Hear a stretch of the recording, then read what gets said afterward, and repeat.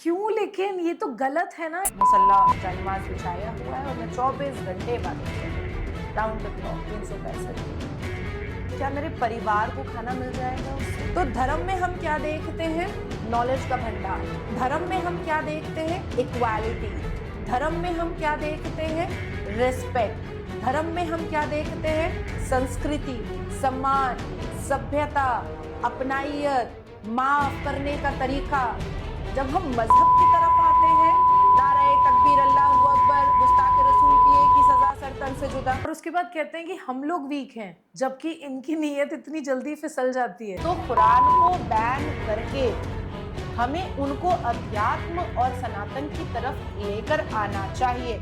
Lady दलाल होगी, बीवी जो है वो बन जाएगी लेडी दलाल, और वो अपने पति के पास अब नंबर 1 हूर तुम जाओ, नंबर 2 हूर तुम जाओ, तो वो सरदारनी बनेगी और वो अपने पति की दलाली की। ईद होती है, उसके आसपास का जो टाइम रहता है, उस टाइम पे बहुत सारे लोग इन ब्रॉथल्स पे जाते हैं। तो ऐसा क्यों होता है मैम कि वो जो कुछ दिन है उसमें बहुत ज्यादा भीड़ क्यों मिलती है यहाँ पे? कि भाई हिंदुओं में तो ऐसा कुछ नहीं है, हराम वराम का कोई सिस्टम ही नहीं है, जब चाहेंगे तब देखेंगे। लेकिन मुसलमानों में तो हराम है। इस्लाम से के लिए अपने आप को जो समर्पित करते हैं, उससे बाहर निकलते हैं तो वो सारी अय्याशियां करते हैं, खुल करते हैं। हम कलमा में होने चाहिए। और जब सूरह निकाह पढ़ाया जाता है, तो सूरह निकाह में जब कबूल है बोला जाता है, तो अरब भास्कर बच्चा हरामी है, शिवम दुबे, अंजुम खान बच्चा हरामी है, आमिर खान बच्चा हरामी है, सैफ अली खान बच्चा हरामी है। या तो आप इस्लाम कबूल कर लीजिए और या तो फिर हम आपको काटेंगे। अल्लाह सुभान है, अल्लाह नूर के, अल्लाह से कोई मिला ही नहीं है जो उनको समझाए। अब जैसे कुछ यूट्यूबर्स हैं अभी जिन्होंने रिसेंटली शादी करी है, एक फीमेल है वो, उन्होंने एक मेल जिनसे शादी करी है वो मुस्लिम है। मुसलमान इल्यूजन में जीते, मुसलमान मिथ में जीते। मुसलमानों ने अपनी जिंदगी को एक मजाक बना करके रखा। बताओ वो अल्फाज जो अलिफ बे ते से जीम चे हे खे में है, लेकिन कुरान के मेरे जैसे प्रोफाइल वाली महिला को इतनी बड़ी गलती नहीं करनी चाहिए थी कि एक ऐसे आवारा बच्चलन परिवार के मन को पसंद नहीं करना चाहिए। एक अकेली मैं, भारत का तकरीबन 20 करोड़ मुसलमान और पाकिस्तान का तकरीबन 25 करोड़ मुसलमान मेरे से परेशान। मुझे जो थ्रेट है वो डायरेक्ट लश्कर तैयबा से है, डायरेक्ट ISI से है। शहजाद भट्टी जैसा लश्कर तैयबा का कमांडो मुझे डायरेक्ट कॉल करता है, आबिद जट जैसा ISI का कमांडो मुझे डायरेक्ट कॉल करता है, मुझे डायरेक्ट बोलता है तू यहाँ रहती है, तेरा गला काट देंगे। एक्चुअली अजमेर शरीफ में 1992 में बहुत सारी हिंदू बेटियों को पकड़ करके न्यूड फोटोशूट करवाया गया कि सारा अली खान को एक एफिडेविट देना पड़ेगा अगर उसको केदारनाथ जाना है। सारा अली खान के पास तो एक ऑप्शन भी है क्योंकि उसकी माँ हिंदू है, उसको एफिडेविट देने में मुझे लगता है कि कोई जो कदम भी रखती हूँ मैं तो सोच कर रखती हूँ, कुछ बोलती भी हूँ तो पहले तोलती हूँ। मुझसे इतनी बड़ी गलती कैसे हो गई? पुनीत ग्लैमर वर्ल्ड से है। पुनीत का कहना है कि मैंने बहुत फिलर्स कराए हैं, बहुत प्लास्टिक सर्जरी कराए। अब 2-4 साल के बाद तो औजार वगैरह काम करना बंद कर देगा।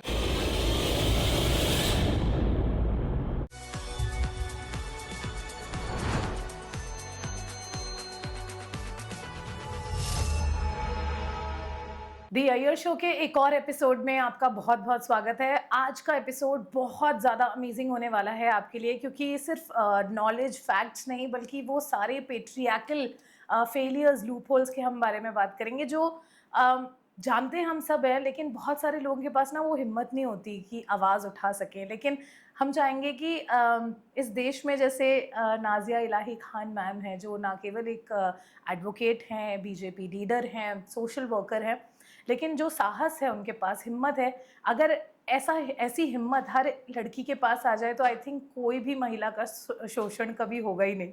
तो सबसे पहले स्वागत है आपका नाजिया मैम दी अय्यर शो में। कैसे हैं आप? वंदे मातरम, भारत माता की जय। बहुत अच्छी हूँ मैं, हमेशा मतलब एनर्जेटिक रहती हूँ, हमेशा चार्ज्ड रहती हूँ, हमेशा पॉजिटिव रहती हूँ। परिस्थिति, सर्कमस्टांसेस कुछ भी हो, मुझसे मिलने के बाद या मेरे आसपास के लोगों को हमेशा पॉजिटिव वाइब ही मुझसे मिलती है। सो आई एम गुड। और जो आपको लगता है कि जो गलत कर रहे हैं उनको आपसे मिलने के बाद डर जरूर लगता है, जैसे लेंस कार्ड वालों को लगा है अभी। बेसिकली मोहसिन खान बिल्कुल नहीं डरा था। इवन एक रात में वो एक बहुत ही रिनाउंड व्यक्ति बन गया। मतलब लोग पता नहीं क्यों बहुत नेगेटिव चीजों, लोग नहीं मतलब एक खास समुदाय जो है, एक खास मजहब वाले जो है बहुत नेगेटिविटी फैलाने की कोशिश कर रहे हैं। लेकिन मुझे ऐसा लगता है कि मोहसिन खान को एक पर्सनल आइडेंटिफिकेशन मिल गई है। हाँ, ये तो है, आपने पीआर का काम कर दिया उनके लिए। हाँ। द सेकेंड थिंग इज कि मोहसिन खान को मुझसे कोई शिकायत नहीं है, बिकॉज मैंने उससे बहुत ही सभ्य अंदाज में बात किया, बेटा बोल करके। हालांकि आई थिंक सिमिलर ही एज का होगा या बड़ा ही होगा शायद, लेकिन बेटा करके मैंने बात किया। मैंने उससे बहुत प्यार से सारी चीजें पूछी। कोई गुंडाइज्म मैंने वहां पर नहीं किया है। I haven't use any wanton abusive language. मैंने कोई हिजाब जैसा प्रोटेस्ट तो नहीं किया, यूसीसी के खिलाफ जैसा प्रोटेस्ट तो नहीं किया, वक्फ संशोधन बिल के खिलाफ जैसा कोई प्रोटेस्ट तो नहीं किया। बहुत ही शांति से मैं एक लेंस कार्ट के शोरूम में गई और मैंने वहाँ के मैनेजर से बात किया और मैंने हिंदुओं को बोला कि भाई जब वो अपने रिलीजन से कोई कॉम्प्रोमाइज नहीं कर रहा है तो आप अपने रिलीजन से कॉम्प्रोमाइज क्यों कर रहे हो? तो इसमें क्या ही गलत कर दिया मैंने? ना मैंने कॉन्स्टिट्यूशन ब्रेक किया, ना मैंने इंडियन कानून ब्रेक किया, ना मैंने पब्लिक प्राइवेट और गवर्नमेंट प्रॉपर्टी तोड़ी फोड़ी, ना मैंने लेंस कार्ट का चश्मा तोड़ा, कुछ भी नहीं किया। जो अधिकतर लोगों ने तोड़ा भी, लेकिन मैंने तो वो भी नहीं किया। इवन जब मुझे नेशनल न्यूज के डिबेट पे जब मैं बैठी तो उन्होंने मुझसे पूछा भी कि क्या आप लेंस कार्ट को बॉयकॉट करती हैं? भाई मैंने कभी लेंस कार्ट का चश्मा लगाया ही नहीं है, तो मुझे बॉयकॉट करने ना करने से मुझे कोई फर्क ही नहीं पड़ता है। मैं लेंस कार्ट का चश्मा नहीं लगाती हूँ, मेरे परिवार में भी कोई नहीं लगाता है, हमें कोई मतलब नहीं है लेंस कार्ट से। उसने जो रिलीजन डिस्क्रिमिनेशन जो उसके ओनर ने किया है वो गलत था और किसी एक ऐसे व्यक्ति को आवाज उठाना चाहिए था जो मुस्लिम समुदाय से है, और मुस्लिम समुदाय की तरफ से एक आवाज आनी चाहिए थी कि रिलीजियस डिस्क्रिमिनेशन हम भी एक्सेप्ट नहीं करते हैं। वो मैंने किया, दैट्स ऑल। यस। अच्छा मैम, जब भी ना किसी धर्म में कट्टरवाद आ जाता है कि हम ही सही हैं और तो कोई सही नहीं है, वहां पे ना समझाना बड़ा मुश्किल हो जाता है कि तुम भी गलत हो सकते हो। धर्म अपनी जगह है, लेकिन उसमें जो ह्यूमन इंटरवेंशन इतना ज्यादा हो गया है कि आपने वो उस धर्म को वैसा रहने कहाँ दिया है।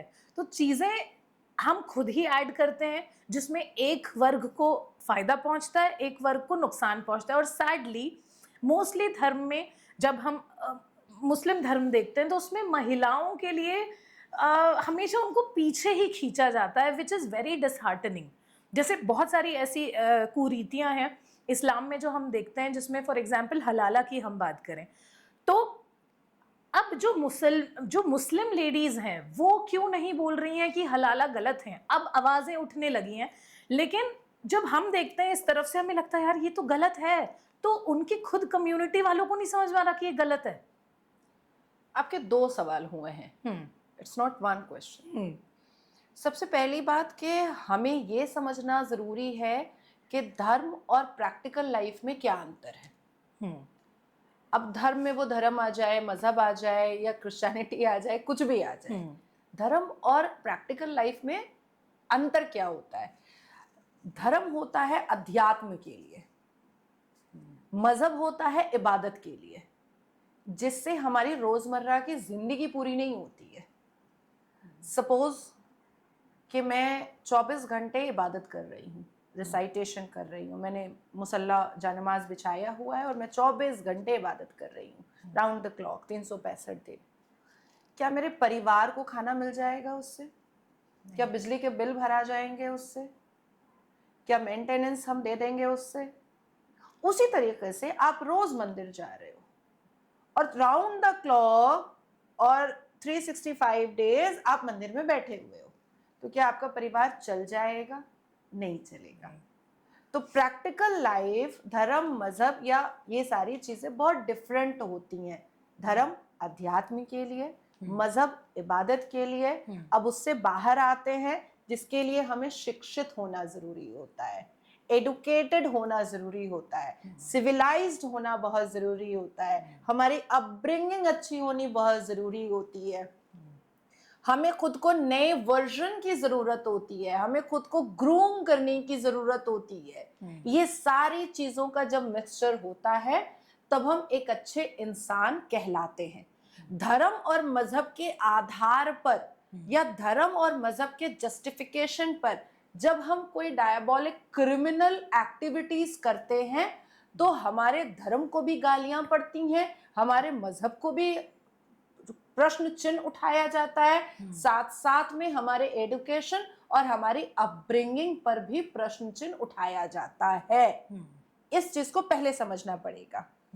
अब जब हम धर्म की तरफ आते हैं तो धर्म में हम क्या देखते हैं? नॉलेज का भंडार। धर्म में हम क्या देखते हैं? इक्वालिटी। धर्म में हम क्या देखते हैं? रिस्पेक्ट। धर्म में हम क्या देखते हैं? संस्कृति, सम्मान, सभ्यता, अपनाइयत, माफ करने का तरीका। जब हम मजहब की तरफ आते हैं, नारे तकबीर, अल्लाहू अकबर, गुस्ताखे रसूल की एक ही सजा, सरतन से जुदा, वो आपको हार्श बना रही है। आपका मजहब अगर आपके व्यक्तिगत जीवन में आपको क्रिमिनल ठहरा रहा है तो आपको दूसरे धर्म से शिक्षा लेने की जरूरत पड़ती है। अब जैसे एक स्कूल में हम अपने बच्चे को एडमिशन कराए, अब उस स्कूल में बच्चे जो है गली कूचे के हैं, वो गालियां बक रहे हैं। अब वहां के प्रिंसिपल उसको सभ्यता नहीं सिखा पा रहे हैं या वहां के टीचर उसको सभ्यता नहीं सिखा पा रहे हैं, तो हम क्या करते हैं कि नहीं, ये स्कूल ठीक नहीं है, हम इससे बेटर स्कूल में हम डालेंगे। तो उसी तरीके से अगर कुरान की वजह से भारत के मुसलमान या शरिया की वजह से या हदीस की वजह से भारत के मुसलमान अगर क्रिमिनल होते चले जा रहे हैं, अश्लील होते चले जा रहे हैं, बेहुदे और बदतमीज होते चले जा रहे हैं, तो कुरान को बैन करके हमें उनको अध्यात्म और सनातन की तरफ लेकर आना चाहिए। अब वो अगर कहते हैं देश को और देश की सरकार को कि हम अपने मजहब से कॉम्प्रोमाइज नहीं करेंगे क्योंकि संविधान हमें इस बात की इजाजत देता है, तो फिर देश और देश की सरकार को कहना चाहिए तो फिर संवैधानिक पहले हो जाओ और अपने मजहबी रसूमात को आप अपने घर के अंदर रखो, क्योंकि रोटी आपको मजहब से नहीं मिल रहा है, और अगर रोटी आपको मजहब से मिल रहा है तब तो फिर कुछ गड़बड़ है। मतलब आपने उसको धंधा बना लिया ना अपना। एग्जैक्टली। क्योंकि मजहब है तो वो धंधा नहीं हो सकता, और अगर वो धंधा है तो फिर वो मजहब नहीं हो सकता। उसमें कहीं ना कहीं डाइल्यूशन है, मतलब वो कॉन्सेंट्रेटेड तरीके से लोगों तक नहीं पहुंच रहा है। अच्छा, कुछ वीडियोस में देख रही थी, आपसे मैं बिहाइंड द सीन्स भी ये बात डिस्कस कर रही थी कि कुछ लड़के हैं जिनसे पूछा कि भाई जो महिलाएं हैं उनको पर्दे में रखा जाता है, बुरखे में रखा जाता है, तो ये कितना सही है। तो उन्होंने ये एग्जाम्पल दिया कि जैसे कि एक खजूर होता है और उसको अगर आप खाली बाहर रखेंगे तो उसमें कीड़े पड़ जाएंगे, तो इसी तरीके से महिला को ढक के रखना चाहिए ताकि किसी की नजर उस पर ना पड़े। तो आपको नहीं लगता कि नीयत सामने वाले की साफ होनी चाहिए, कपड़े कोई कुछ भी पहने? बड़ा ही भद्दा रेफरेंस था खजूर से। वैसे खजूर को बहुत ज्यादा ढक करके एयर टाइट डब्बे में अगर 1 महीना फ्रिज में भी रख दिया जाएगा तो वो तब भी वो सूख ही जाएगा, और ढक करके अगर ऐसे हवा में भी छोड़ दिया जाएगा तो भी वो सूख ही जाएगा। तो ढको मत, खा लो या किसी को सर्व कर दो। वैसे भी हमारे इस्लाम में स्लेवरी बहुत चलती है, कॉन्क्यूबाइन वाला सिस्टम बहुत ज्यादा है। देखिए, हम कोई चीज नहीं है, चाहे वो हिंदू महिला हो, चाहे वो मुसलमान औरत हो, खातून हो, या चाहे वो किसी भी धर्म, जाति और समुदाय की वो फीमेल हो। हमें चीज या हमें किसी सामान से नहीं जोड़ना चाहिए। हमारे सीने में भी दिल है, हमारा भी दिमाग चलता है, हमारी भी नसें चलती हैं, हमारे भी शरीर में खून दौड़ता है। Who the hell are you to dictate us? हैं कौन आप? और आपने अपने आप को इस अथॉरिटी की पोजीशन में कैसे डाला कि आप ये तय करेंगे कि हम खजूर हैं कि कटहल हैं? तो हम तय कर दें कि आप ककड़ी हैं, खीरा है, गाजर हैं, हम भी तय कर दें, या कीड़े हैं, या कीड़े हैं, या कॉकरोच है जिसको चप्पल मार मार वो भी उड़ने वाला कॉकरोच है, 10-12 चप्पल से नहीं मरता है, हिट चलाना पड़ता है तब मरता है। तो देखिए, महिला को, हम भी इंसान हैं, हमें हमारे हवाले छोड़ दो, हमें कैसे जीना है, हमें कैसे रहना है, हमें कैसे अपने आप को कैसे देखना है, ये फैसला हम खुद कर लेंगे जैसे मर्द खुद करते हैं अपना फैसला। आज लड़कियों के ऊपर ना क्वेश्चन मार्क बहुत उठाया जाता है। रिवीलिंग कपड़े पहनती है, बहुत फैशनेबल कपड़े पहनती है, लेट आती है रात को पार्टी करके, बहुत मॉडर्न बनने के लिए बदन खोल लेती है। पर मुझे ऐसा लगता है कि जो मर्द बॉक्सर पहन करके बाइक चला के चलते हैं तो 10 लड़कियां घेर के उसका रेप तो नहीं करती हैं। हम गली कूचे पाड़ा मोहल्ला में जाते हैं तो बहुत सारे मर्द जो है वो कच्चे अंडरवियर में वो म्यूनिसिपैलिटी के पानी के नलके के सामने नहाते रहते हैं। तो मैंने तो नहीं सुना कभी भी 1947 से लेकर के 2026 के आज अप्रैल तक में मैंने तो नहीं सुना कि नलके के पास में 4 लड़कियों ने एक मर्द का नहाते हुए रेप कर दिया।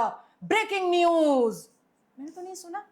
या कोई लड़का रात में अपना सिगरेट लेने के लिए 12 बजे रात में पनवाड़ी की दुकान पर गया है बॉक्सर पहन करके, एक लड़की टैक्सी से आई और उसने बॉक्सर पहने हुए लड़के का बलात्कार कर दिया, हमने तो नहीं सुना।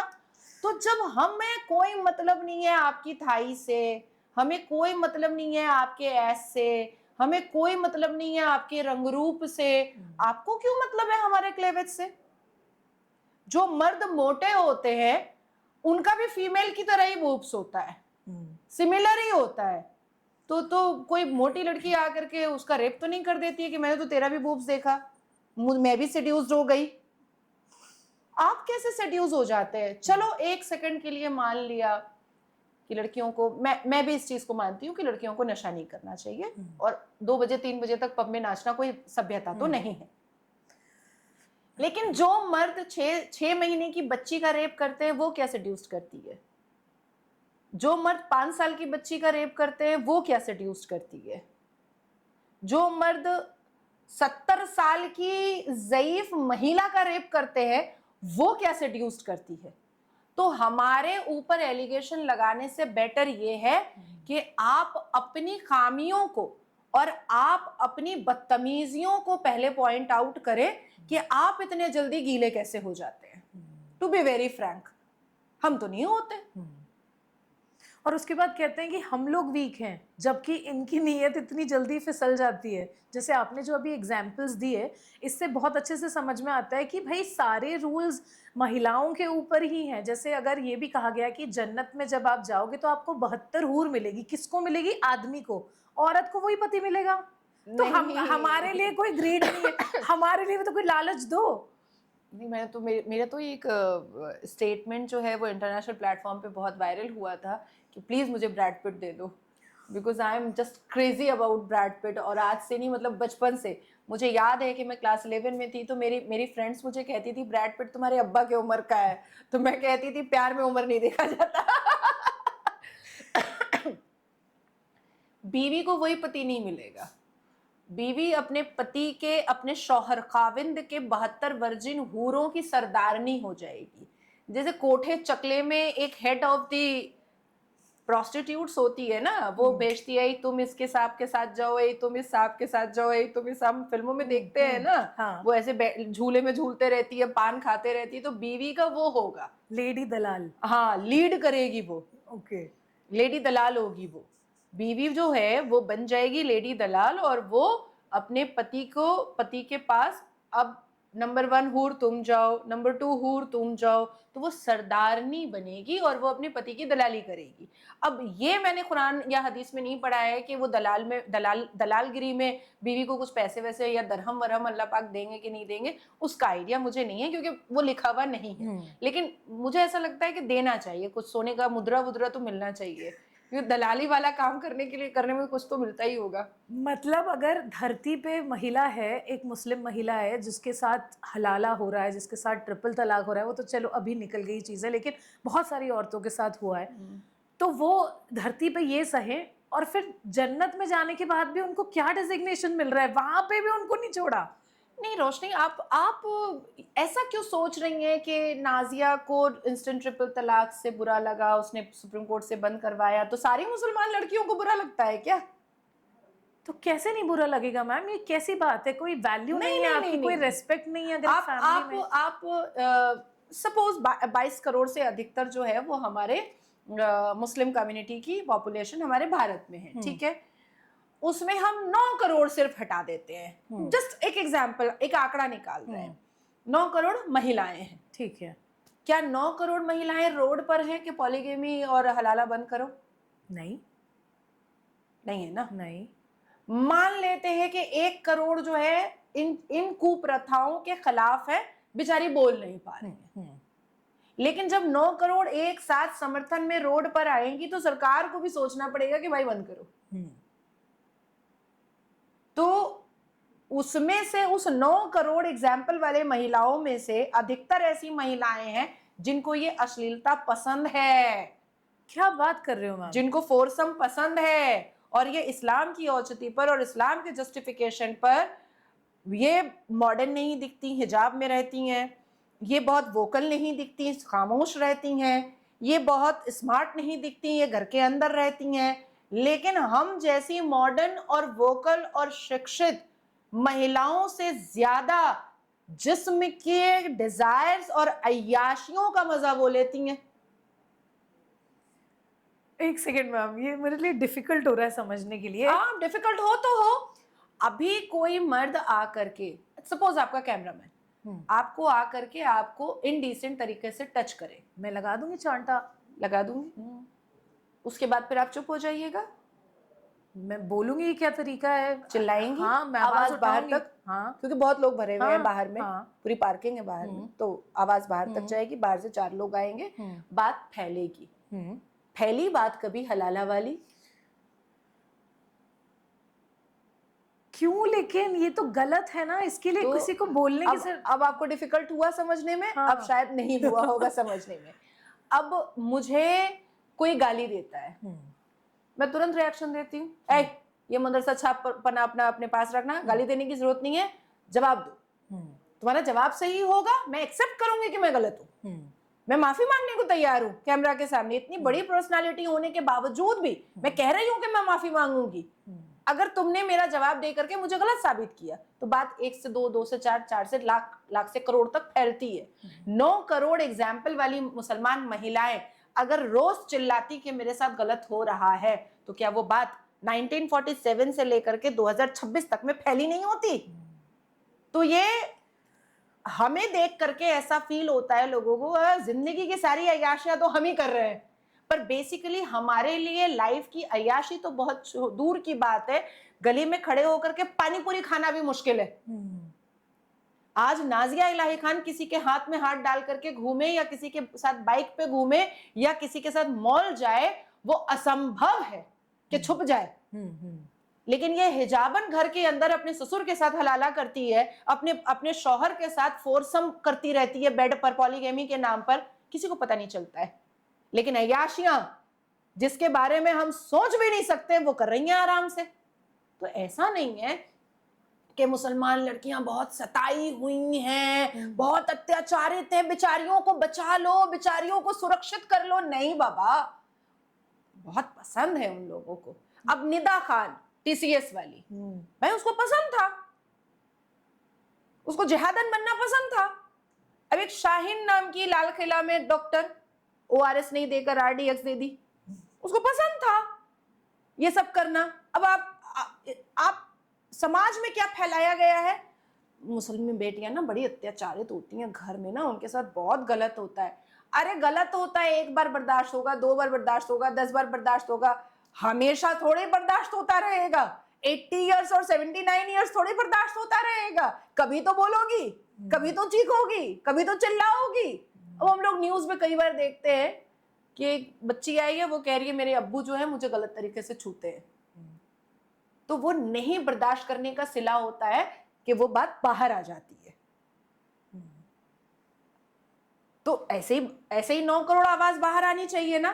तो देखिए, मोस्टली मुस्लिम जो लड़कियां होती हैं उनको बहुत जो टेस्ट है सेक्सुअल डिजायर्स का जो टेस्ट है वो खामोशी से घर के अंदर मिलता है।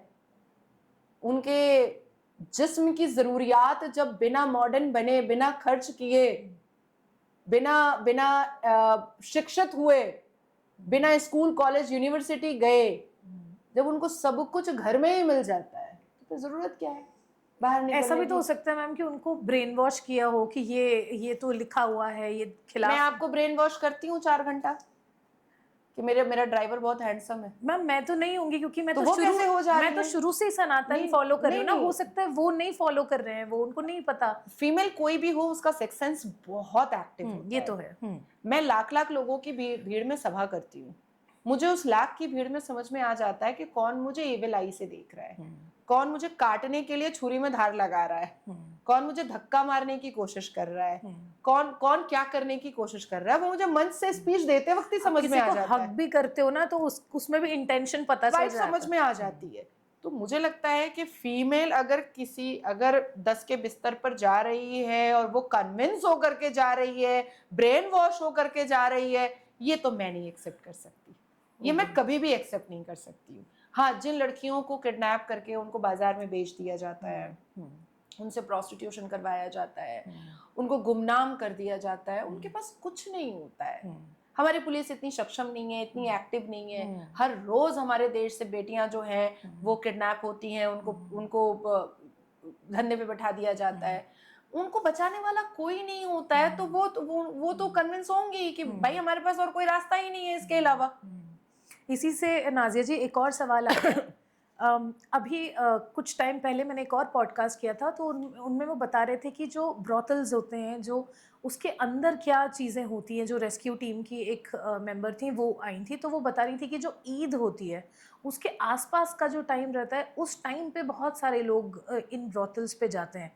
तो ऐसा क्यों होता है मैम कि वो जो कुछ दिन है उसमें बहुत ज़्यादा भीड़ क्यों मिलती है यहाँ पे? ऐसा कुछ है इसके पीछे रीज़न, मेजर रीज़न?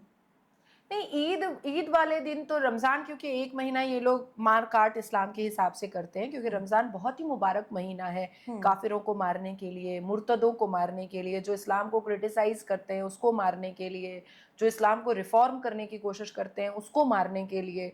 तो पूरा 30 दिन ये लोग रोज़ा रख करके छुरी में धार लगाते रहते हैं और सीख में धार लगाते रहते हैं कि भाई जो भी पकड़ा है उसको काट देंगे, और हम अपने रमज़ान का जो रिसाइटेशन है, जो तिलावत है, जो इबादत है, हम उसको एकदम मतलब बहुत ही पाक और मुकद्दस कर देंगे। तो दिमाग उस तरफ रहता है। अब रमज़ान का 30 दिन कंट्रोल करते करते जब ईद आता है तो पब में भीड़ होती है, फिल्म हॉल में भीड़ होती है, ब्रॉथल एरिया में भीड़ होती है। उसके बाद जब ईद से खाली का महीना आता है, बकरीद से पहले वाला, तो अबॉर्शन में भीड़ होती है। तो ये सारी चीजें होती हैं क्योंकि 1 महीना आप अपने डिजायर्स को रोक रहे हो ना। 1 महीना आपने अपने आप को डेडिकेट किया है, समर्पित किया है इस्लाम के लिए, बिताने के लिए। अब उसमें आपको इबादत भी करना है, तिलावत भी करना है, रोजा भी रखना है, तरावी भी पढ़नी है, शॉपिंग भी करना है ईद के लिए, और साथ साथ फिर इस्लाम को क्रिटिसाइज करने वाला या रिफॉर्म करने वाला या मुर्तद या काफिर को दावत इस्लाम भी देना है, इस्लाम में उसको लेकर आना है, फिर जो नहीं मान रहा है उसको काटना भी है। तो इन सारी मशगूलियत में वो बिजी होते हैं 30 दिन। अब जैसे ही रमजान खत्म होता है तो इस्लाम की जिम्मेदारी उनके सिर से उतर जाती है। वो जब उतरती है तो फिर बेड़ियां खुल जाती है, तो फिर इंसान शैतान बन जाता है। अब आप देखिए सलमान खान, शाहरुख खान, इन लोगों की मूवी ज्यादातर ईद में आती है। तो क्यों आती है? नॉर्मली तो कुरान क्या वजाहत करता है, कुरान के हिसाब से कैमरा हराम है, लाउड स्पीकर हराम है, टेक्नोलॉजी की सारी चीजें हराम है। तो फिर सलमान खान और आमिर खान ईद में मूवी क्यों लगाता है? दिवाली में लगाता भाई समझ में आए कि भाई हिंदुओं में तो ऐसा कुछ नहीं है, हराम वराम को कोई सिस्टम ही नहीं है, जब चाहेंगे तब देखेंगे। लेकिन मुसलमानों में तो हराम है। लेकिन क्यों लगाता है सलमान खान आमिर? क्योंकि 1 महीना जो वो सैक्रिफाइस करते हैं इबादत और तिलावत में, इस्लाम से के लिए अपने आप को जो समर्पित करते हैं, उससे बाहर निकलते हैं तो वो सारी अय्याशियां करते हैं खुल करके। अब जैसे कुछ यूट्यूबर्स हैं अभी जिन्होंने रिसेंटली शादी करी है, एक फीमेल है वो, उन्होंने एक मेल जिनसे शादी करी है वो मुस्लिम है। तो उनके ऊपर काफ़ी सारे लोग बोल रहे हैं कि इन्होंने इस्लाम कबूल कर लिया है क्या, अगर नहीं किया है तो ये जो शादी है ये तो मानी ही नहीं जाएगी वैलिड, तो जो उनका बच्चा होगा मैम वो भी हराम माना जाएगा। एग्जैक्टली, ये तो मैंने ही बोला है, मेरा ही वायरल हुआ है। कोई भी देखिए, इस्लाम, अल कुरान, सुन्नत रसूल, ये बताता है कि दूल्हा और दुल्हन दोनों को हम कलमा होना चाहिए। ला इलाहा इल्लल्लाह मुहम्मदुर रसूलुल्लाह, दोनों हम कलमा में होने चाहिए। और जब सूरह निकाह पढ़ाया जाता है तो सूरह निकाह में जब कबूल है बोला जाता है तो दोनों का मुसलमान होना जरूरी होता है। अगर दोनों में से एक भी मुसलमान नहीं है, मान लीजिए दूल्हा मुस्लिम नहीं है, दुल्हन मुस्लिम है, या दुल्हन मुस्लिम नहीं है, दूल्हा मुस्लिम है, तो उसमें निकाह अप्रूव्ड इस्लामिक तरीके से नहीं होता है। अब इन्होंने फैशनबाजी में कर लिया, लोगों को कन्विंस करने के लिए कर लिया, तो इस्लाम की औचिती पर, इस्लाम के हिसाब से, अल कुरान के हिसाब से जो पैदा होने वाला बच्चा है वो हरामी होगा। तो मैम जैसे शाहरुख खान मुस्लिम है और बच्चा हरामी है, स्वरा भास्कर बच्चा हरामी है, शिवम दुबे, अंजुम खान बच्चा हरामी है, आमिर खान बच्चा हरामी है, सैफ अली खान बच्चा हरामी है। मैम ये बहुत बड़े बड़े नाम है जिनके नाम आप ले रहे हैं। नहीं, तो मैं कह रही हूं कि ये जितने लोगों के नाम मैंने लिए हैं वो कुरान पर हाथ रख कर के, कुरान की कसम खाकर कहें कि नाजिया गलत बोल रही है। लेकिन मैम कुरान में तो फिर ये भी लिखा है कि जो नहीं मानते, जो मुसलमान नहीं है, उनको वो काफिर हैं, उनका इस धरती पे 504 बार कुफ्र और काफिर का जिक्र है। तो फिर मैम जो नहीं है मुसलमान, उनका जीने का हक नहीं है, ये कैसी बात है? ये धरती हमारा तो इस्लाम तो यही कह रहा है, या तो आप इस्लाम कबूल कर लीजिए और या तो फिर हम आपको काटेंगे। तो मैम ये लॉ मेकर्स जो रहे होंगे, जिन्होंने भी ये सारी चीजें बनाई होंगी, उस समय किसी के भी दिमाग में ये बात नहीं आई कि भाई ये क्या लिख रहे हो, ये क्या बोल रहे हो? देखिए, अल्लाह सुभान है, अल्लाह नूर के हैं, अल्लाह से कोई मिला ही नहीं है जो उनको समझाएगा। तो जब ये तो बहुत कॉन्ट्राडिक्टरी हो गया अपने आप में, जब आप मिले ही नहीं हो, जब आपको पता ही नहीं है उनका मैसेज क्या है आपके लिए, तो आप कैसे इतनी सारी बातें बोल रहे हो और वो भी इतनी गलत गलत? मुसलमान इल्यूजन में जीते हैं, मुसलमान मिथ में जीते हैं। मुसलमानों ने अपनी जिंदगी को एक मजाक बना करके रख दिया है। आज मुसलमान के ऊपर क्वेश्चन करना बहुत इजी हो चुका है क्योंकि उनके पास जवाब ही नहीं है। आप मुसलमानों से पूछिए कि तुम सर्कमसेशन करते हो, बताओ वो आयत कि पैगंबर मोहम्मद ने अपना खतना कब करवाया। उन्हीं को फॉलो करते हो ना, तो उन्होंने कब करवाया? जवाब नहीं है उनके पास। तुम 5 वक्त नमाज पढ़ते हो, बताओ कुरान से वो आयत, वो सूरह बताओ जिसमें 5 वक्त नमाज का जिक्र है, 5 वक्त नमाज का जिक्र है और नमाज के तरीके के बारे में बताया गया है। नहीं बता पाएंगे। बताओ वो अल्फाज जो अलिफ बे ते से जीम चे हे खे में है लेकिन कुरान में नहीं है, नहीं बता पाएंगे। बहुत सी ऐसी चीजें हैं, मैं तो हजारों चीजें बता दूं आपको जो मुसलमान उसका जवाब नहीं दे पाएंगे। मैम तो उन्होंने अपना मजाक खुद बना के रखा है। मैम आप खुद उस कम्युनिटी से आते हैं जहाँ पे अगर आप ये सारी बातें देखिए सेंस बना रही हैं, लेकिन वो उनका जो फाउंडेशन है वो एकदम हिल जाएगा जब आप वो सुनते होंगे ये बात। तो आई एम श्योर जितने आपने सपोर्टर्स आपको मिले हैं उससे ज़्यादा आपको हेटर्स मिले हैं, क्योंकि एक जगह जहाँ पे बहुत डेस्परेटली जैसे लव जिहाद चल रहा है या दूसरी कम्युनिटी की हिंदू लड़कियों को अपनी तरफ, कश्मीर फाइल्स आए, उसके पहले भी हमने देखा केरला फाइल्स में जो चीज़ें हुई, इसके बीच में एक ऐसी बुलंद आवाज़ जो अपनी ही कम्युनिटी के लिए बोल रही है कि देखो इस्लाम को मैं गलत नहीं बोलती हूँ लेकिन उसकी कुरीतियों से मुझे दिक्कत है, मुझे महिलाओं के शोषण से दिक्कत है, मुझे हर उस चीज़ से दिक्कत है जिसमें इक्वालिटी नहीं है, जिसमें किसी भी एक वर्ग को सफ़र करना पड़ रहा है। तो मैम ये आवाज़ बुलंद करने के लिए कितना कितना मुश्किल होता होगा आपके लिए? सिक्योरिटी रीजंस कितने रहते हैं आपके पास? आते हैं ऐसे ब्लैक, मतलब आपको व्हाट इज द सबसे राइट वर्ड पहले टू से तो मैं आपको रोशनी ये बताऊं कि मेरे पास सपोर्टर्स ज़्यादा हैं, हेटर्स कम है। पहले मैं ये क्लियर कर दूं। दूसरा कि कुछ कुछ ग्रुप मेरे पास ऐसे हैं जो मेरे प्रोफाइल से खुद को चमकाने की कोशिश में लगे रहते हैं। एक आध तो हमें बताइए मैम, जो रिसेंटली हो रहा है। नहीं, वो तो एक दैट वाज माय मिस्टेक। आप शायद पुनीत वशिष्ठ के लिए बोल रही हैं, दैट वाज माय मिस्टेक। और जब इंसान से कोई गलती हो ना तो उसको एक्सेप्ट हर जगह करना चाहिए। मैंने अगर सही व्यक्ति चुना होता तो मेरे शरीर को और मेरे मान सम्मान को और एक महिला के मान सम्मान को इस तरीके से वो पत्ते पे उड़ा ना रहा होता।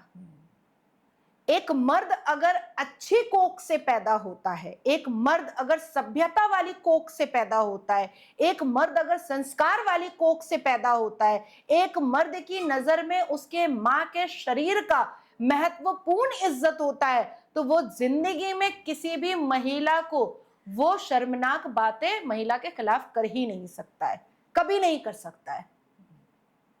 जब कोई मर्द किसी आवारा बच्चलन के कोख से पैदा होता है तो वो आवारा बच्चलन बातें अपनी मां के कोख से सीख करके ही पैदा होता है। तो इसलिए गलती मेरी थी कि मैंने एक ऐसे व्यक्ति को पसंद किया अपने व्यक्तिगत जीवन के लिए जिसको पता ही नहीं कि भारत में महिला का सम्मान क्या है, जिसको पता ही नहीं है कि भारत में महिलाओं को देवी की तरह पूजा जाता है, जिसको पता ही नहीं है कि अगर तुम किसी के साथ शारीरिक संबंध कर भी चुके हो तो उसके शरीर की बातें तुम बोल नहीं सकते हो कैमरा के सामने। वो संस्कार के भी खिलाफ होता है, सभ्यता के भी खिलाफ होता है, सनातन के भी खिलाफ होता है, संविधान के भी खिलाफ होता है, कानून के भी खिलाफ होता है। तो ये मेरी गलती थी और मैं अपनी इस गलती को एक्सेप्ट करती हूं कि मेरे जैसे प्रोफाइल वाली महिला को इतनी बड़ी गलती नहीं करनी चाहिए थी कि एक ऐसे आवारा बच्चलन परिवार के मर्द को पसंद नहीं करना चाहिए था। That's all. अब आती है बात नहीं, ऐसे और भी लोग हैं जो दोस्ती में अपने प्रोफाइल को बड़ा करना चाहते हैं मेरे साथ, कहते हैं कि वो मेरे समर्थक है, लेकिन बेसिकली उनको अपने सोशल मीडिया के प्रोफाइल को अपने एक्वेंटेंस में ब्राइट और शाइन करना होता है। बहुत सारे ऐसे लोग हैं जिनको ऐसा लगता है कि मैं देश के लिए अगर समर्पित हूं तो मुझे वो इनकैश कहीं भी कर सकते हैं। उनके दिमाग में ये बातें नहीं आती हैं कि आप अपने बच्चे के लिए कमा रहे हो तो आप तो माता पिता दोनों हो। मेरे बच्चे के पास तो पिता भी नहीं है, कोई नहीं है, सिर्फ मैं हूं। मेरा वक्त अगर आपको चाहिए तो मेरा भी वक्त वैल्यूबल है और मेरे भी घर में एक बच्चा है जो अनाथ है, जिसके पास पिता का साया पैदा होते वक्त से नहीं है, एक मैं ही हूं। तो अगर मेरे वक्त को आप अगर एकदम बेफजूल समझ रहे हो तो मुझे ऐसे लोगों से भी आपत्ति है, पर ऐसे लोग भी हैं मेरे साथ। फिर भी महादेव की कृपा है कि मेरे पास समर्थक ज्यादा है और मेरे पास आशीर्वाद बहुत ज्यादा है, एक्सट्रीम लेवल पे मेरे पास आशीर्वाद है। तीसरा कि एक महिला को अगर ऑब्जेक्टिव बनाया जाए, एक महिला के मान सम्मान को अगर हनन किया जाए, एक महिला के खिलाफ अगर अभद्र बातें बोली जाए, एक महिला के संवैधानिक अधिकार का हनन किया जाए, तो महिला नहीं बोलेगी तो कौन बोलेगा? इसलिए मैं बोलती हूँ, मुझे कोई फर्क नहीं पड़ता। मुझे जो थ्रेट है वो डायरेक्ट लश्कर तैयबा से है, डायरेक्ट आईएसआई से है। शहजाद भट्टी जैसा लश्कर तैयबा का कमांडो मुझे डायरेक्ट कॉल करता है, आबिद जट जैसा आईएसआई का कमांडो मुझे डायरेक्ट कॉल करता है, मुझे डायरेक्ट बोलता है तू यहाँ रहती है तेरा गला काट देंगे, तू यहाँ से अभी गुजरी है तेरा गला काट देंगे, तेरी गाड़ी यहाँ से अभी अभी गई है, अभी अभी गोली मारेंगे, ग्रेनाइट मारेंगे। तो ये तो मेरी रोजमर्रा की जिंदगी है, पर उसमें भी रोशनी में बहुत जीता हुआ महसूस करती हूँ।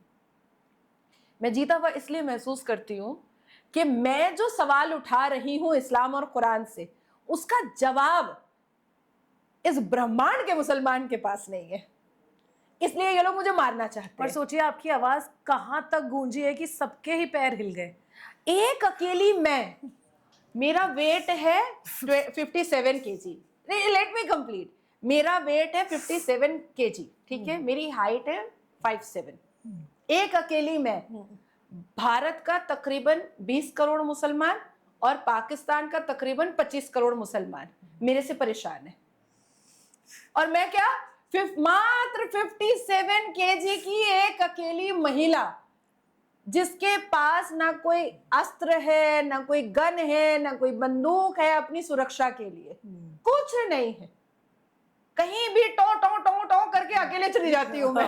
कोई मतलब नहीं है मुझे, कोई लेना देना नहीं है मुझे, कौन मेरे बारे में क्या बोलता है, किसकी क्या राय है, मुझे कोई फर्क नहीं पड़ता है। लोग मुझे गाली देते हैं, मुझे तो कभी कभी हंसी आती है कि यार ये जो तुमने वीडियो बनाते वक्त मुझे इतना गरियाया है, उससे अच्छा ये नहीं होता कि मेरे सवाल का जवाब दे देते। तो 4 लोग सोचते हैं कि नहीं नाजिया यहाँ पर गलत थी, वो ज्यादा बेटर होता।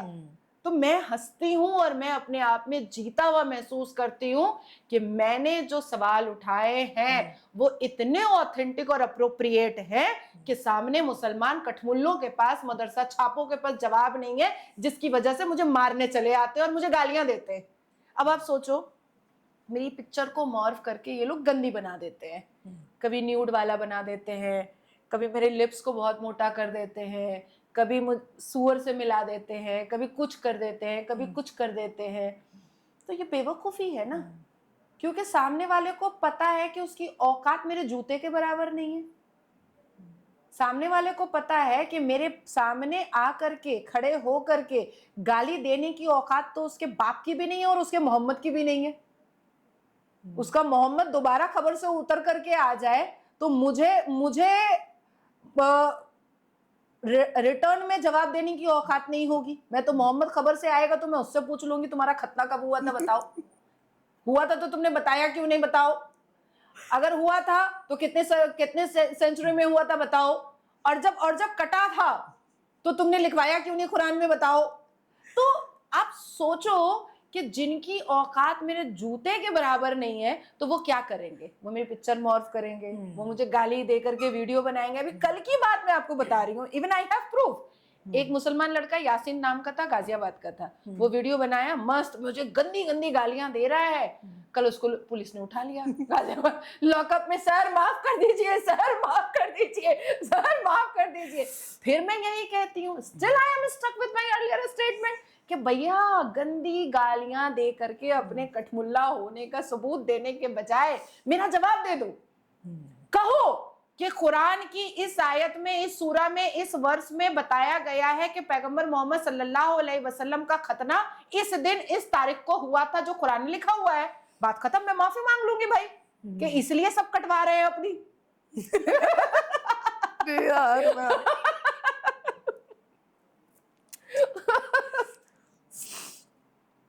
अच्छा, एक और चीज़ है मैम कि ना जितनी बेबाकी से आप बोलती हैं सच को, है ना, सच में इसके लिए बहुत हौसला चाहिए, क्योंकि जब आपको पता होता है कि थ्रेट है या इतने सारे लोग हैं जो कहीं ना कहीं, जैसे आपने बोला ठीक है आपके सपोर्टर्स हैं ज़्यादा, आई अंडरस्टैंड, और हम भी आपसे बहुत प्यार करते हैं क्योंकि आपकी जो अप्रोच है, जो विजन है। मैंने एक आपका वीडियो देखा था जिसमें आपने कहा था कि देखो जब भी कोई कुछ बोल रहा है ना, उसके थॉट को पकड़ो, वो ओवैसी के लिए आपने कहा था। तो मुझे यही लगता है कि जो हमारी देश की जनता है ना मैम, ये इतनी भोली है कि कोई अगर माइक में स्टेज पे चढ़ के बोलने लग जाता है 2 प्यारी बातें तो वो अपना दिमाग नहीं लगाते हैं। तो मैम उसके लिए आप क्या कन्वे करना चाहेंगे कि भाई जो सही है उसका साथ दो? नहीं, अब तो बहुत चेंजेस आ रहे हैं भारत में, और मुझे लगता है कि लोग ना अब डिकोड करना स्टार्ट कर चुके हैं। कोई कुछ भी नेता बोल के निकल जाए, पॉसिबल नहीं है, इतना तो पॉसिबल नहीं है। आप सोचिए कि MIM से, क्योंकि आपने अवैसी का नाम लिया तो वही एग्जाम्पल मैं दे देती हूँ। MIM से सहर शेख बोल करके एक पार्षद बनी मुमरा से, कैसा हराया, हरा रंग देंगे तो ये कर देंगे तो वो कर देंगे, फलाना ढमाका, सब कुछ हो गया। बाद में पता चला कि उसने OBC का फेक सर्टिफिकेट बनवाया है, अदर बैकवर्ड कास्ट का। पहला सवाल अवैसी से भी और सहर शेख से भी, और दोनों को आपके प्लेटफॉर्म के माध्यम से कह रही हूं फिर से कि कुरान पे हाथ रख के कुरान की कसम खा के कहना, कौन सा पैगंबर अदर बैकवर्ड कास्ट का था? हम मुसलमान कभी अदर बैकवर्ड कास्ट के हो ही नहीं सकते, क्योंकि जिस रसूल को, जिस आका को, जिस पैगंबर मोहम्मद को हम फॉलो करते हैं, वो क्या बैकवर्ड कास्ट के थे? कौन सा हमारा पैगंबर था जो टट्टी साफ करता था? जो हम कभी शेड्यूल कास्ट हो सकते हैं या हम शेड्यूल ट्राइब हो सकते हैं? हम तो हो ही नहीं सकते भाई, हम तो सिर्फ जनरल हैं। हमारे में तो ओबीसी, एससी, एसटी आ ही नहीं सकता है, क्योंकि हमारे कुरान में जितने पैगंबरों का जिक्र है, वो पैगंबर वो एससी, एसटी, ओबीसी है ही नहीं, कभी कोई जिक्र ही नहीं है, कोई जिक्र नहीं है। तो सहर शेख कौन सा पैगंबर को फॉलो करती है जो वो ओबीसी है? दूसरा, अगर पैगंबर मोहम्मद बैकवर्ड कास्ट से थे तो हमसे कुरान में क्यों छुपाया गया? तीसरा, कि आपको नेता बनने के लिए फेक ओबीसी चाहिए सर्टिफिकेट? छी छी, थूक है आपकी जिंदगी पर, थूक है आपकी जिंदगी पर। और आप सोचो कि उसको डिकोड करने वाला कोई और नहीं, नेशनलिस्ट कांग्रेस पार्टी के 2 मुसलमान ही थे, दोनों मुसलमानों ने बैठ करके उसकी वाट लगा दी। कल तक जो राज ठाकरे और उद्धव ठाकरे लोगों को पकड़ पकड़ के मार रहा था कि तुम मराठी नहीं बोलोगे तो हम तुमको यहाँ रहने नहीं देंगे, सहर शेख छाती पे चढ़ करके कह रही है कि मेरी मराठी अच्छी नहीं है, मैं हिंदी में बात करूंगी। अब मारो इसको, आओ मारो, मार के दिखाओ। तो मतलब ये जो नेताओं की जो चालाकियां है ना, अब ये जनता समझ चुकी है, बहुत अच्छे से जनता को समझ में आ चुका है। और आने वाले आप 10 साल में देखिएगा, जनता भारी होगी, नेता हल्का होगा। ये मैं आपको चैलेंज कर रही हूँ, क्योंकि हम मिलेनिया से आते हैं और शायद आप भी मिलेनिया से आते हैं। Yes ma'am. आने वाले 10 साल में जब तक हम 40 को पहुंचेंगे, तब तक में आप देखिएगा कि जनता तय करेगी कि प्रधानमंत्री कौन बनेगा। ये पार्टी तय नहीं करेगी कि प्रधानमंत्री कौन बनेगा, ये पार्टी तय नहीं करेगी कि किस कॉन्स्टिट्यूएंसी से किसको टिकट मिलेगा, ये जनता बोलेगी कि सुनो इसको टिकट दो, ये हमारा नेता होगा। और वही दिन सबसे खूबसूरत होगा। Wow, well said ma'am. अच्छा मैम, आप 1992 का एक किसी वीडियो में बता रहे थे कि अजमेर शरीफ में जो न्यूड फोटोशूट हुआ था और रेप हुआ था, वो आई एम श्योर जेनजी को उतना पता नहीं है, थोड़ा सा आप रेफरेंस देंगे किस बारे में बात थी? एक्चुअली अजमेर शरीफ में 1992 में बहुत सारी हिंदू बेटियों को पकड़ पकड़ करके न्यूड फोटोशूट करवाया गया था, जिसके 3 मुजाबिर आज भी तिहाड़ जेल में हैं। आज भी, काफी तो मर गए क्योंकि 1992 की बात है। इस बात को और इस पूरी घटना को छुपाने के लिए कांग्रेस ने बहुत बहुत तिगड़म लगाए थे, जबकि एक बहुत सभ्य एक पत्रकार जो प्रिंट मीडिया वाले थे, उन्होंने एक कॉलम छापा था। उनको मारने की धमकी आई, उनको अगवा करने की धमकी आई, और सब कांग्रेस की सरकार की तरफ से। वो हालांकि फिर भी उन्होंने छाप दिया था।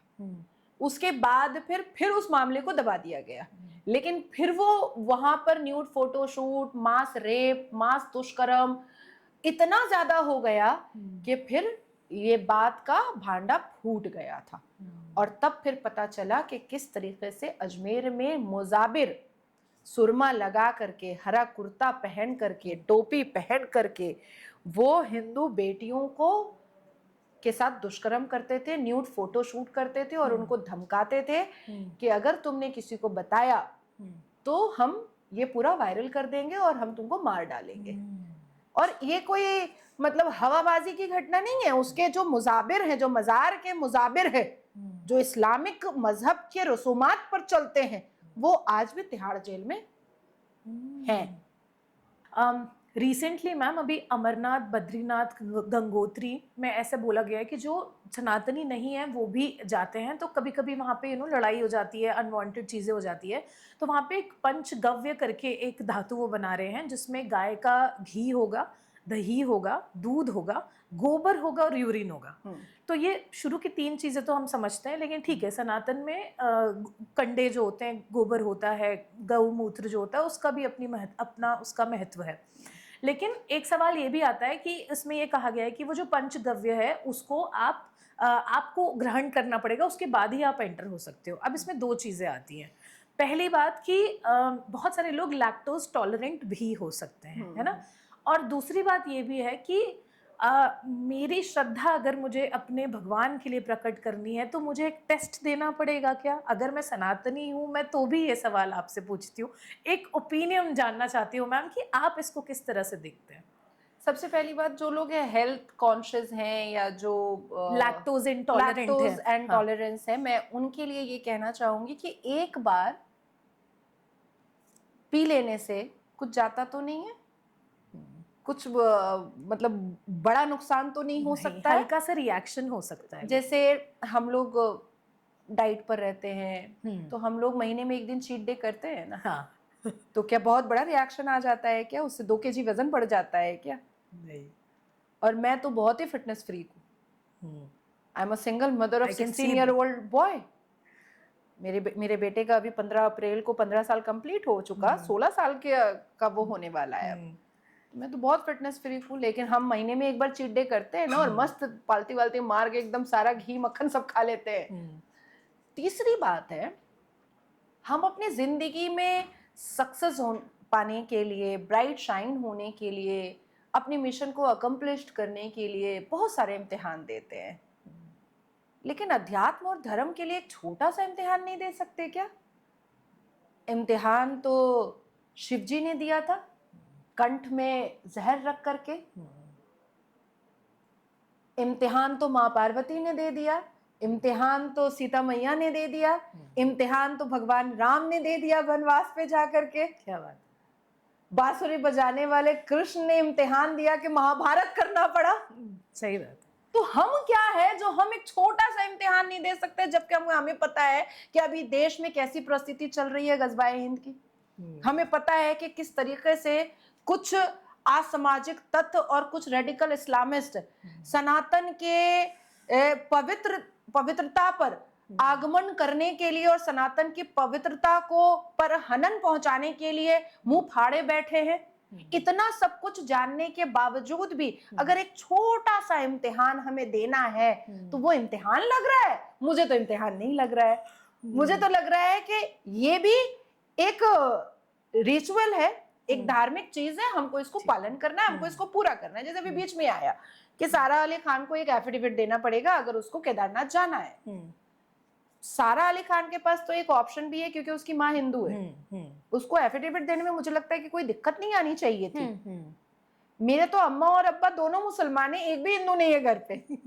किसी ने इंटर रिलीजन मैरिज भी नहीं किया, मेरी ही पहली होने वाली थी जो नहीं हुई। अगर मैं केदारनाथ जा रही हूँ तो मुझे तो एफिडेविट देने में कोई दिक्कत नहीं है। या कल को भारत देश में ये कह दिया जाए कि मुसलमान नहीं रहेंगे, मैं तो बोलूंगी भैया मेरे को पहले धर्म परिवर्तन करवाओ। मुझे भारत में ही रहना, मैं हिंदू होने को तैयार हूँ, मुझे कोई प्रॉब्लम नहीं है। सही है, ओके। अब जैसे मैम आपके ना और भी कुछ वीडियोस हैं, आप इतने ज्यादा फेमस हो, आपकी रील्स आती रहती है, मैं क्या कर सकती हूँ, आप कुछ ना कुछ कंटेंट आपका मुझे मिलता ही रहता है। आपने जैसे कहा अभी कि जैसे सैफ अली खान है, शाहरुख खान है, आमिर खान है, इन्होंने हिंदू लड़कियों से शादी करी, तो है ना, तो इसके पीछे भी कोई एजेंडा हो सकता है। ऐसा भी तो हो सकता है कि सच में प्यार हो इसलिए कर ली शादी। मैं प्यार से नफरत ही नहीं करती, बिल्कुल नफरत नहीं करती रोशनी। मैं क्यों प्यार से नफरत करूं? हम अपने बच्चे से प्यार करते हैं, हम अपने माता पिता से प्यार करते हैं। मैं तो अपनी माँ से इतनी इमोशनली अटैच हूँ कि अगर मैं सुन लेती हूँ कि उनको फीवर आया है, आप यकीन माने महादेव की सौगंध, मैं फेंट हो जाती हूँ। मतलब मैं इतनी अटैच हूँ अपनी माँ से। प्यार से नफरत नहीं है, स्ट्रैटेजी से नफरत है। ये लोग क्या करते हैं कि ये लोग आइडियल बनते हैं। अब जैसे लोगों के दिमाग में आता है नाजिया जी सिंपल रहती हैं, अब लड़कियां जो पॉलिटिक्स में आना चाहती हैं, अरे मैंने तो नाजिया दीदी को देखा एयरपोर्ट पे जीन्स पहने हुए, मतलब पॉलिटिक्स में आया जा सकता है, जीन्स पहना जा सकता है। अब मैं कोर्ट से निकलती हूँ तो मैं कोर्ट के आउटफिट में होती हूँ, तो ट्राउजर और शर्ट में होती हूँ। अरे नाजिया जी दीदी तो बहुत रिनाउंड है, स्पीकर है, लेकिन वो तो वेस्टर्न पहन लेती हैं, तो हम फॉलो करते हैं ना। अब जैसे मैं अपनी स्पीच में सुषमा स्वराज ताई को बहुत फॉलो करती थी स्टार्टिंग, मतलब 3-3 घंटे में उनको सुनते रहती थी कि स्पीच होती कैसी है। ये मैं आपको बात बता रही हूँ जब मैं 19-20 साल की थी। तो हम फॉलो करते हैं ना। बहुत तेज था उनमें कसम। तो उसी तरीके से हमारी हिंदू बेटियां फॉलो कर लेती हैं गौरी खान को और करीना कपूर को, और हमारे मुसलमान जो टपरी छाप होते हैं, जो गटर छाप होते हैं, वो बोलते हैं हम तो शाहरुख खान है, हाँ हम तो आमिर खान है। तीसरा मैं आपको बताऊंगी, चलो शाहरुख खान को तो मैं नहीं काउंट कर रही हूँ, एक बीवी थी, एक बीवी है, और मुझे ऐसा लगता है कि एक ही रहेगी, वो प्यार है, वो ही प्यार है। मैं उसको नहीं टारगेट ना, और मैंने कभी किया भी नहीं है।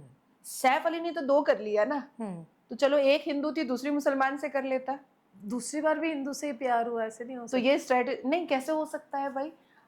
मैम आपको भी तो हिंदू से प्यार हुआ था ना?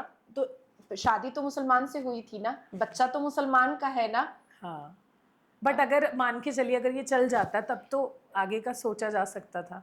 क्या चल जाता? मतलब अगर ऑब्वियसली मैं तो देखिए, मैं वो हूँ जिसने छुपाया नहीं। हाँ मैं पहली बार मुलाकात की और मैंने दुनिया को बता दिया कि भाई मैं शादी करने जा रही हूँ, कोई प्यार मोहब्बत, कोई डेटिंग फिटिंग कुछ नहीं चलने वाला है। I am not that much modern. December 6, 2026। तो मैं तो दुनिया को, जगत को बता करके शादी करने जा रही थी। देखिए, मुझे ऐसा लगता है कि जब आप एक बार अपनी जिंदगी का फैसला ले लेते हैं तो दूसरी बार आपके ऊपर समाज की जिम्मेदारी हो जाती है। अब एक शादी उसने अमृता से किया, जिससे सारा और इब्राहिम जो भी पैदा हुआ, बाद में तो तैमूर फैमूर सब उसने पैदा कर दिया।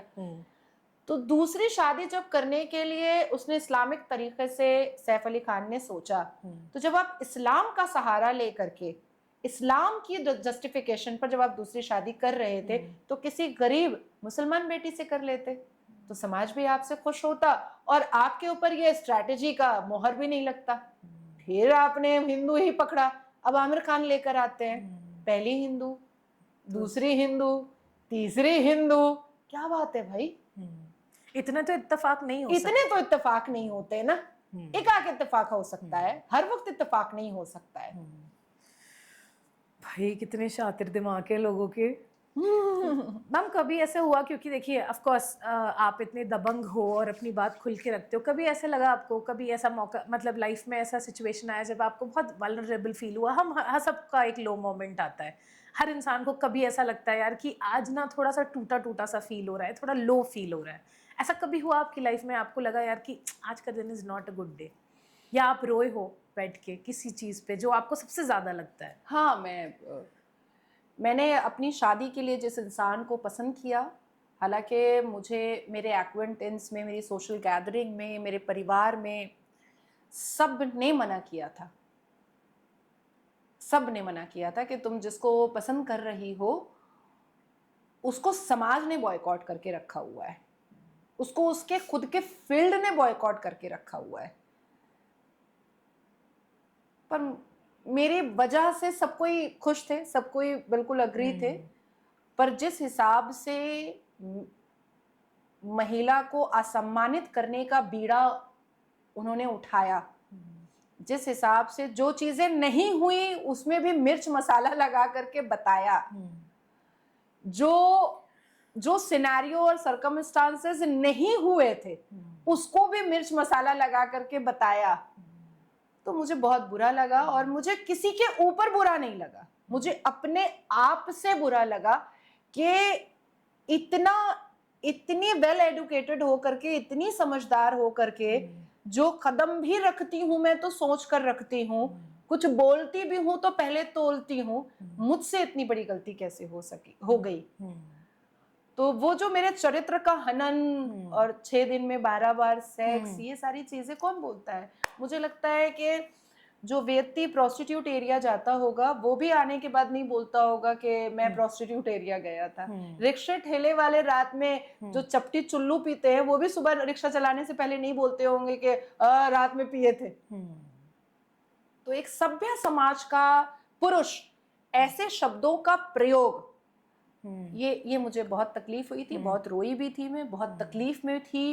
एक मेंटल ट्रॉमा तो था ही, क्योंकि एक होती है हवा में बात कि नाजिया के 5 पति है, फलाना है, धमाका है, तो उसका कोई तथ्य नहीं होता है, उसका कोई सत्य नहीं होता है। एक व्यक्ति बैठकर बोल रहा है कि भगवान ने मुझे चुना था इसका भांडा फोड़ने के लिए, तो भगवान ने पुनीत वशिष्ठ को चुना था ये बताने के लिए कैमरा को कि मैं 6 दिन में 12 बार सेक्स करवाती हूँ। वो कह रहे थे उनकी बहुत ड्रेन हो जाती है एनर्जी, मैं थक जाता हूँ। Age is just a number, मैंने सुना था। पर उनके हिसाब से नहीं, नहीं रोशनी, उनके हिसाब से तो मैं 69 ईयर की हूँ। ये तो उन्होंने खुद कहा है कि मेरी उम्र 69 है, तो ड्रेन मतलब मुझे तो किसको मर होना जाना चाहिए? चाहिए था। मेरी माँ, मेरे फादर की उम्र जो है वो 58 है, और उनसे 4 साल की छोटी मेरी माँ है। मेरे अम्मा और अब्बा में सेक्सुअल रिलेशन नहीं है सिंस लॉन्ग, क्योंकि एक उम्र के बाद, और वैसे भी फीमेल को मोनोपॉज होने के बाद डिजायर्स तो नहीं होते हैं। Hormonal जब changes, जब तक मोनोपॉज होता है मतलब जब तक पीरियड्स होता है तब तक ही डिजायर रहते हैं। तो पुनीत के हिसाब से तो मेरी उम्र 69 है। तो ड्रेन, ये एलिगेशन तो मुझे लगाना चाहिए था बट कि ये ड्रेन, काफी बचकानी बात है नहीं ये मैम। बचकानी नहीं थी। ये कोई भी बता सकता है कि नहीं, नहीं, 69 के रोशनी। नहीं हो आप। ये कैसी बात है? इट्स नॉट बचकानी। जो भी उन्होंने किया है ये फंडेड है, फंडिंग है। ओह, और जिसका पूरा भांडा आने वाले कुछ दिन में फूटेगा। क्योंकि वाकई में नाजिया जी, जैसे मैं ना बायस्ड नहीं हो रही हूँ यहाँ पे कि आप मेरे शो में आए हो तो इसलिए मैं आपको आपके सपोर्ट में बोल रही हूँ और पुनीत जी के अगेंस्ट में बोल रही हूँ, लेकिन जितनी भी मैंने पुनीत जी की वीडियोस देखी हैं, मुझे नाजिया मैम के अलावा कुछ भी प्रोडक्टिव देखने को नहीं मिला। मुझे ऐसा लगा कि एक PR टीम है जो नाजिया नाम से चलती है और वो उस वीडियो में आपके लिए बुरा बुरा बोलते हैं। देखिए, जब दो लोग रिलेशन में होते हैं वो उनका व्यक्तिगत मामला होता है, उसमें कौन गलत है कौन नहीं है वो दोनों जाने। अभी वो आपको भी अप्रोच करेंगे कि मेरा भी पॉडकास्ट कीजिए आप। लेकिन और एक इंसान जिसके पास आपके अलावा आप इतने ऑब्सेस्ड हो, अगर वो ब्रश करे या नहीं करे मुझे नहीं पता, लेकिन अगर आपके लिए आरती नहीं हो जाती आपकी, पता नहीं, मुझे लगता है मुझे इनके पास कोई सब्सटेंस ही नहीं है। मतलब देयर वाज अ टाइम कि हम देखते थे यार ये मूवी में आते हैं, ये हीरो के साथ काम करते थे, बट वो एक कैरेक्टर था। बट जब रियल में हम देखते हैं कि इतनी प्राइवेट मोमेंट्स, और कोई भी लड़की अगर होती है आपकी जगह, वो अफसोस करती कि भाई रोशनी, जैसे मैं परसों मैं देख रही थी TMC की पूर्व सांसद नुसरत रूही जहान जैन को, कि उनको उस डिबेट में भी मैं थी, ED ने बुलाया था। ED ने बुलाया तो वो अपने बॉयफ्रेंड के साथ गई थी, और बॉयफ्रेंड उसको पूरा एकदम ऐसे करके लेकर गया और लेकर आया। पुनीत का कहना है कि मेरे ऊपर बहुत सारे केसेस है, तो तुम अगर मेरे लाइफ पार्टनर बन रहे थे तो अच्छे और बुरे सब में बनते। पुनीत ग्लैमर वर्ल्ड से है। पुनीत का कहना है कि मैंने बहुत फिलर्स कराए हैं, बहुत प्लास्टिक सर्जरी कराए हैं। तो रणवीर सिंह को नहीं पता होगा कि दीपिका ने भी करवाया है? अनुष्का को नहीं पता होगा क्या? विराट कोहली को नहीं पता होगा कि अनुष्का ने करवाया है? तो ये लोग तो जिंदगी गुजार रहे हैं साथ में। ये लोग तो इनकी तो शादियां और बच्चे सब हो रहे हैं। विकी कौशल ने कभी आके नहीं बोला कि तुम्हें पता है मेरी बीवी ने क्या कराया है? तो तुम कौन से व्यक्ति हो? हम एक साधारण जीवन देखते हैं, उतार चढ़ाव में हस्बैंड साथ में होता है। हम एक ग्लैमर का जीवन देखते हैं, उतार चढ़ाव में हस्बैंड और बॉयफ्रेंड साथ में होता है। हम पॉलिटिकल कपल को देखते हैं, उतार चढ़ाव में हस्बैंड और बॉयफ्रेंड साथ में होता है। तो तुम कौन से हस्बैंड और बॉयफ्रेंड बनने वाले थे जिसको एक ऐसी लड़की चाहिए थी जो कभी पार्लर जा करके आईब्रो ना बनवाई हो, जो कभी गुची और अरमानी का पर्स ना टांगी हो, जो कभी चेहरे पर कोई फेशियल ना कराई हो, जो कभी जिंदगी में घर से बाहर ना निकली हो। ऐसी लड़की तुमको कहाँ मिलेगी? अभी के जनरेशन में, तुम अपने जनरेशन की बात मत करो, क्योंकि जब जोश मूवी आई थी तो हम लोग इतने से थे, जोश करते रहते थे,